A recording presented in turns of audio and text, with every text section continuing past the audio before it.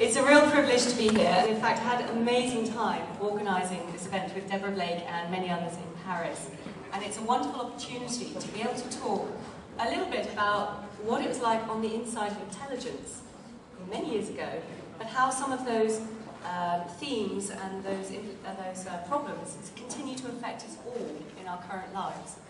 As Deborah mentioned, I used to work for MI5, which is the UK Security Service, which used to be abbreviated to UKSS. And then they realised it didn't have terribly good connotations after the German experience of the SS. But I was recruited in the early 1990s to work against terrorism, and I was recruited to an organisation that claimed to work within the law.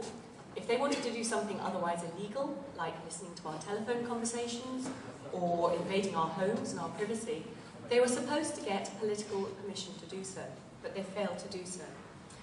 Now, I was recruited to work against terrorism, but I was also sent to work against political subversives, people who question the status quo, people who exercise their democratic rights as citizens to talk about political issues. And yet in the UK and many other Western countries, subversives are routinely monitored, or have been routinely monitored. So, bonsoir to any DST officers here. I worked for MI5 for 6 years, and during that time I met a man called David Shaler, and he and I were appalled by so many crimes that we saw committed by the spies. We saw things like files held on UK politicians, many of whom have now been part of our Labour government since 1997, which I think is a huge problem in a democracy where the spies have secret information held on the politicians who are supposed to be their bosses. We also saw a number of cases where IRA, provisional IRA bombs were going off on the UK streets and killing UK citizens, which could and should have been prevented. We also saw, for example, illegal telephone taps on left-wing journalists. But crucially, what I want to raise tonight, because time is brief, were 2 cases of what has become known in the media as false flag terrorism. First of all, the Israeli embassy was bombed in London in 1994, and it was blamed on 2 Palestinians who were convicted of conspiracy to cause that attack. However, the assessment made by senior MI5 officers was that Mossad, the Israeli intelligence agency, had actually bombed their own embassy for political advantage, for increased security, and to attack the Palestinian political network in London. But the case that made us quit happened in 1995 and 1996. In this case, we had MI6, which is the James Bond wing of foreign intelligence in Britain, funding a cell in Libya of Islamic extremist terrorists with known links to some of the so-called Al-Qaeda leadership. And they paid money and helped to organise an assassination attempt against Colonel Gaddafi in 1996. So we are looking at a case of the spies of Britain funding our known terrorist enemies at the time to try and assassinate a foreign head of state.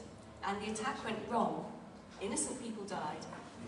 And it was also illegal under UK law, as well as international law. So I can't think of a crime more heinous than the murder of innocents, the conspiracy to murder on the part of the spies, which of course is then covered up.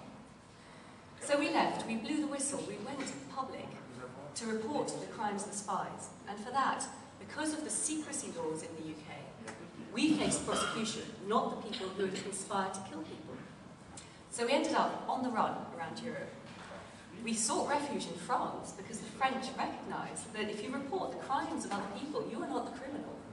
So we lived in exile in France for 3 years, in hiding for 1 year, and they tried to extradite David Shaler to Britain. The British government requested his extradition, and they failed because the French judicial system stood up for basic rights.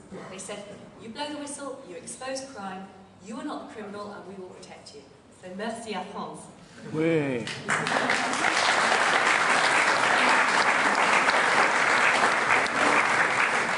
We had 2 years living in Paris, pushing and pushing for an inquiry into the crimes of the spies, and it's such a pleasure to be back here, such fond memories of this city. So that's a bit of the personal history. We went back to the UK in 2000, Shayla stood trial voluntarily and, of course, was convicted. And the media just lied about what was said in the courtroom. We saw them lie and write the exact opposite of what the judge had said in his formal judgment, which was an amazing experience to go through. I mean, we all suspect the media can spin and lie and things, but to actually see it face to face was still shocking for me, even at that stage.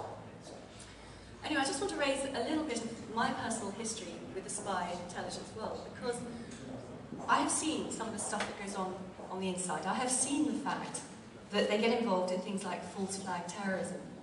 So, of course, when other big atrocities happen, like the terrible attacks on 9/11 in America, you have to bear in the back of your mind that intelligence agencies and other elements of government can get involved in these things for political advantage.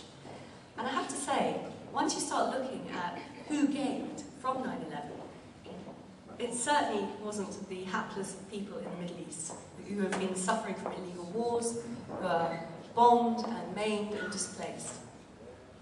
So there is a mountain of evidence as well from reputable, credible experts and whistleblowers and scientists and lawyers and doctors, as well as millions of concerned citizens around the world who are researching the issue and have pulled together so much solid, basic evidence that directly contradicts the official account of 9/11.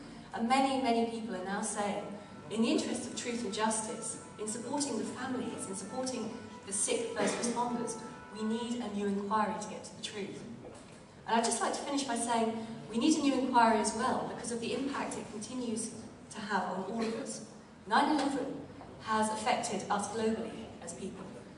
It is used as the justification for the war on terror, this ongoing, nebulous war on terror. It is being used and has been used as the pretext for the wars in the Middle East, both Afghanistan and Iraq, and all the drone killings in Pakistan, and possibly something against Iran. These are people dying on a daily basis because of the 9/11 attacks. But also bear in mind that 9/11 affects all of us in our daily lives. It is the pretext for the war on terror, and to protect us from the terrorists, our governments are shredding our civil liberties and our democratic rights in all our countries. So we are being affected on a daily basis right here, right now. Interestingly, I recently moved from the UK again to Germany, and I used to joke, well, it was to escape the encroaching fascism of the UK state. And it's true. There are so many laws that have been brought in since 9/11 to erode our freedoms. We can be arrested on UK streets purely so they can work out who we are, to find out our names. They follow us around with CCTV. They want to give us ID cards, RFID chips.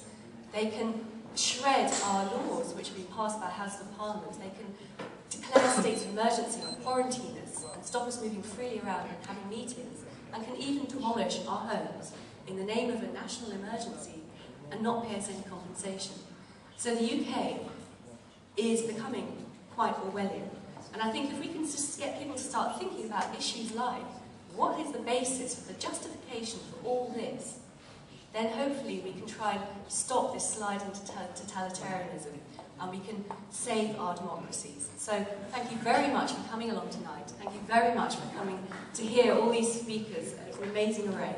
And please listen and then spread the word as well. Spread the word and let's save our democracies. Thank you very much.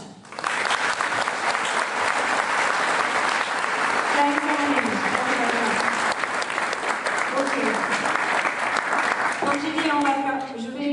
I have to speak English. We have to be very quick, so we're going to bring up our next very important guest, and I don't want to talk about our very important guest. I want you to discover who she is. I want you to see who Cynthia McKinney is. So I present a very special short-form version of a documentary where she is a very prominent figure in an award-winning documentary, and we're just going to launch the film. You'll see it, and then you get to meet the person that's on the screen. And if I remove that person, you know, from information that I've received, and I've done it improperly, then I'm violating a person's right to vote. The law said that they had to verify this, but they were not taking it seriously. I received a letter saying that I was a convicted felon at my office. And I